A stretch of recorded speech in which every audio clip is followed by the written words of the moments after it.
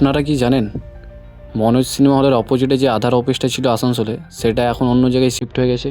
তো কোথায় সেটা শিফট হয়েছে সেটা আমি এই ভিডিওর মাধ্যমে আপনাদেরকে বলবো। পুরো ভিডিওটা কন্টিনিউ করুন। তো আজ দোকানে বসে বসে আমি বোর হচ্ছিলাম, তারপর একটা দাদা এসে আমাকে বলে যে একটু আমার সাথে আধার অফিসে একটু কাজ আছে। আর খবরটা আমি অনেকদিন আগেই পেয়েছিলাম যে আধার অফিসটা এখন অন্য জায়গায় শিফট করেছে।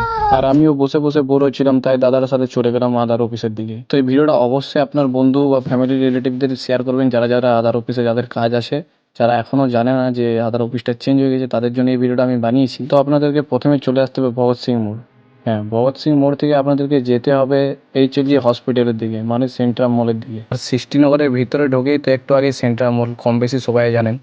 তো সেন্ট্রাল মল পার করে যেতে হবে না, আমরা গিয়েছিলাম কারণ আমরা গাড়িটা গাড়ি পার্কিংয়ে রাখবো বলে। তারপর গাড়িটা পার্কিংয়ে রেখে সোজা চলে যাই আমরা প্যান্টালুন্স থেকে। আর প্যান্টালুন্সের ওই কর্নার দিয়ে আছে আধার অফিসটা। আর মনোজ সিনেমার আধার অফিসটা যে ছিল, ওইখানে যে এরকম ভিড় হতো সেই পরিমাণে এখানে কিছুই ভিড় হয়নি, কারণ অনেক মানুষ এখনো জানে না যে এখানে আধার অফিসটা শিফট হয়েছে। আমরা যখন গিয়েছিলাম তখন চলছিল লাঞ্চ টাইম, তাই আমরা চলে গেলাম একটু মলের দিকে ঘুরতে।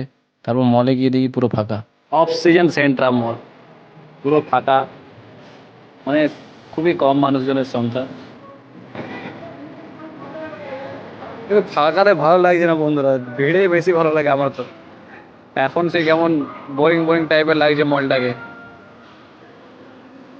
তো আপনারা যারা যারা জানেন না যে আধার অফিস চেঞ্জ হয়ে গেছে, তাদের জন্য এই ভিডিওটা করলাম। তো অবশ্যই এটা আপনার বন্ধুদেরকে শেয়ার করে দিন।